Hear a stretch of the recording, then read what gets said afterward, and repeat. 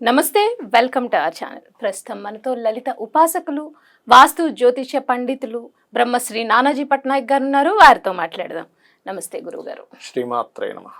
గురుగారు, చాలా మంది పౌర్ణమి అనగానే అమ్మవారి ఆరాధన చేస్తారు. అలాగే లలితా సహస్రనామం సాయంకాలం చక్కగా వెన్నెల్లో కూర్చొని చేస్తూ ఉంటారు. కానీ అమావాస్య అనేటప్పుడు చీకటి. అలాగే మన ఆలోచనలో కూడా చాలా మంది, అంటే ఈ మధ్య మాట్లాడడం నేను విన్నాను, కొంతమంది ఏంటంటే సడన్ గా కోపం ఎక్కువైపోతుంది నాకు అమావాస్య వచ్చేటప్పటికి, మూడ్ స్వింగ్స్ బాగా ఎక్కువగా కనిపిస్తున్నాయి నాకు అమావాస్య వచ్చేటప్పటికి అంటున్నారు. అంటే నిజంగానే అమావాస్య వచ్చేటప్పటికి మూడ్ స్వింగ్స్ ఉంటాయా? అలా చాలా మంది చెప్పేది ఏంటంటే అమావాస్య టైం వచ్చేటప్పటికి మా ఇంట్లో కానీ మా ఒంట్లో కానీ ఏదో నెగిటివ్ ఎనర్జీగా అనిపిస్తూ ఉంటుంది.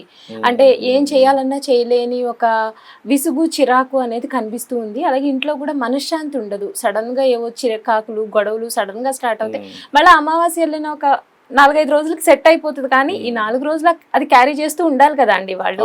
సో దాంతో డిస్టర్బ్ అవుతుంది కదా, ఎంతైనా డిస్టర్బెన్స్ ఉంటుంది అనేది ఈ మధ్య మాట్లాడుకోవడం నేను విన్నాను. నిజంగానే అమావాస్య అనేది నెగిటివ్ ఎనర్జీ ఉంటుందా? అలాగే చాలా మంది అమావాస్య అనేటప్పుడు పితృదేవత ఆరాధన కూడా చేస్తారు కదా అండి.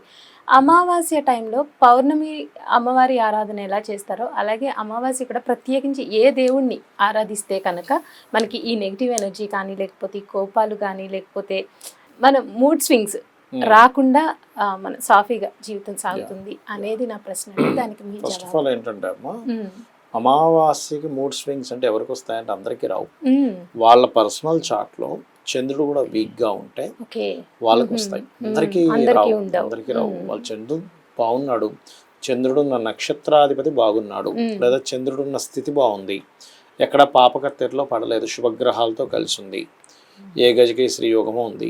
సో ఏ మూడు స్వింగ్స్ రావు. మీరు గోచారంలో ఏ మార్పులు వస్తున్నా రావు. ఎలా అంటే ఇప్పుడు చూడండి, ఒక వ్యక్తికి చల్లదనం తగిలితే తొందరగా ఇబ్బంది వస్తుంది అనుకోండి. అలాంటి వాళ్ళు బయటికి వెళ్ళారు, చల్లటి గాలికి తొందరగా కనెక్ట్ అవుతుంది, ఇబ్బంది వస్తుంది. కానీ అందరికీ అవ్వాలని, ఎందుకంటే వీళ్ళలో ఆ ఎనర్జీ బలంగా లేనప్పుడు, చంద్రుడు ఉండే ఎనర్జీ బాగాలేనప్పుడు మాత్రమే అమావాస్య నాడు వాళ్ళకి మూడ్ స్వింగ్స్ రావడం జరుగుతుంది, డిప్రెషన్కి గురవడం జరుగుతుంది. అలాగే ప్రతిదీ కూడా ఇదొకటని కాదు. ఇప్పుడు ఉదాహరణ, కొంతమంది విపరీతమైన కోపాలు వస్తున్నాయి. దానికి కారణం ఏంటంటే కుజుడు పాడయ్యాడు అనుకోండి. అప్పుడు గోచారంలో కుజగ్రహం గనక పాడైనటువంటి ఫలితాలు నడుస్తున్నాయి అనుకోండి, అప్పుడు వీళ్ళకి ఇంకా అగ్రెసివ్గా గొడవలు జరగడం. అలాగే శుక్రుడు పాడయ్యాడు ఎవరికైనా, గోచారంలో శుక్రుడు పాడై కుజుడితో కనెక్టివిటీ ఉంది, ఆ టైంలో వీళ్ళకి ఎక్కువ యాక్సిడెంట్స్ అవ్వడం. అంటే వీళ్ళ జన్మజాతకంలో ఉన్నటువంటి గ్రహస్థితి బయట ఉండేటువంటి గోచారంలో అది రిఫ్లెక్ట్ అయినప్పుడు కనెక్ట్ అవుతుంది. ఎలా అయితే ఇందాక నేను మీకు కొంతమందికి సైనస్ ఉంటుంది, చలికాలానికి భయపడిపోతుంటారు. అమ్మో ఎందుకంటే కాలం మారింది, నాకు అట్మాస్ఫియర్ తెలుస్తుంది కాబట్టి. అలాగే గోచారంలో మీకు వీళ్ళకి బాగాలేన వాళ్ళకి మాత్రమే కనెక్ట్ అవుతుంది, అందరికీ కనెక్ట్ అవుతుంది. ఇది మెయిన్ సూత్రం ఒకటి.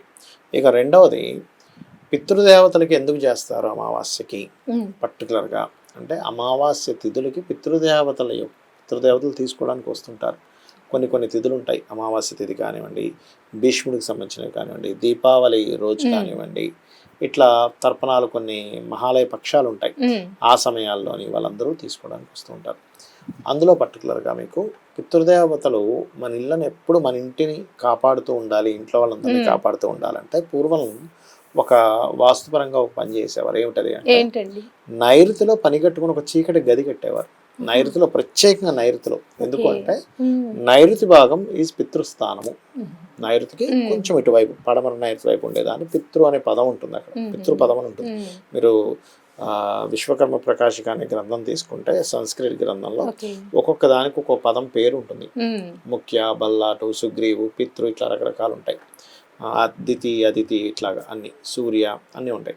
అందులో మీకు నైరుతిని 2 భాగాలు, 2 ముక్కలు నైరుతిని చేస్తే, పడమర వైపు ఉండే నైరుతి భాగాల్లో పితృపదం ఉంటుంది. ఆ పితృపదం ఉందంటే దాని అర్థం ఏంటంటే పితృదేవతలు అక్కడికి వచ్చి ఉండేటువంటి ప్రదేశం. వాళ్ళు చీకటిని ఆశ్రయించి ఉంటారు ఎక్కువగా. ఈ ఎనర్జీస్, కొన్ని ఎనర్జీస్ ఏంటంటే చీకటితో సంబంధంగా ఉంటుంది. అర్థమైందమ్మా, చీకటితోనే నీడతో సంబంధమై ఉంటుంది. ఇప్పుడు మీరు కొన్ని శక్తులు ఉంటాయమ్మా. ఎట్లా అంటే దేవీ దేవతల దగ్గర కూడా కొన్ని గణాలు, కొన్ని శక్తులు, కొన్ని పితృదేవతలు వాళ్ళందరూ ఉంటారు. వాళ్ళు ఏంటంటే, పితృదేవతలేమో వీళ్ళని అనుగ్రహించడానికి, ఇంటి వాళ్ళని అనుగ్రహించడానికి వాళ్ళకి మనం ఏదైనా తర్పణాలు వదలడము, నిత్య తర్పణాలు అంటారు, మీకు వినే ఉంటారు. నిత్య తర్పణ వదిలితే కనుక ఇంకా మంచిది.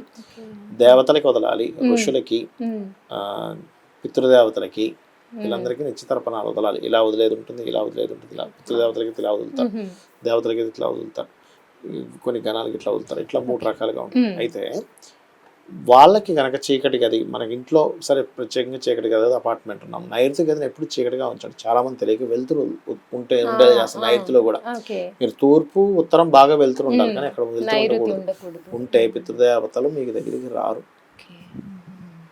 రాకపోవడం వల్ల వాళ్ళు స్వీకరించకపోవడం వల్ల మీకు అభివృద్ధి ఉండదు. వాళ్ళు ఎప్పుడూ పని కట్టుకొని ఉంటారమ్మా, కనిపెట్టుకొని ఉంటారు. అదొకటి.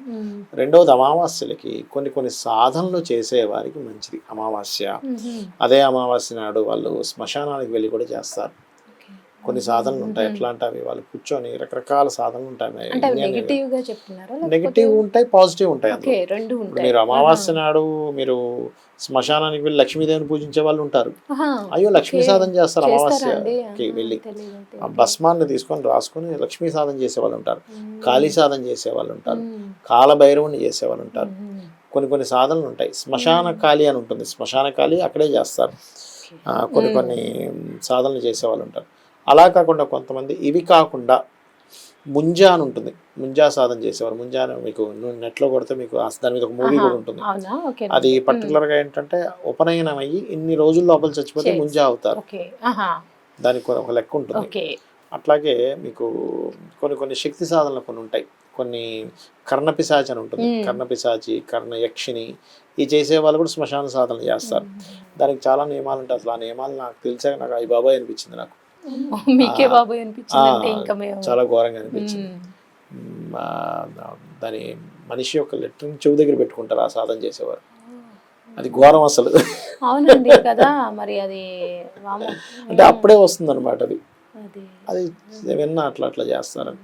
అట్లాంటి సాధనలన్నీ కూడా ఈ శ్మశానాల్లో చేయడము. బయట చేస్తే మీకు కనెక్ట్ అవ్వదు. ఇంట్లో కూర్చొని చేస్తానంటే రాదు, అక్కడే కూర్చొని చేస్తారు. అయితే అందులో మీకు పాజిటివ్ కూడా ఉంటాయి. శ్మశానంలో చేస్తే అంత నెగిటివ్ అనుకోకూడదు.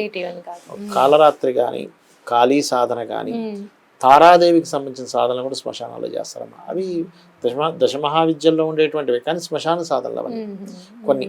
అందులో మళ్ళీ సాత్వికం ఉంది. అదే తారాని, అదే కాళీ అమ్మవారిని, అదే అమ్మవారిని ఇంట్లో కొంచెం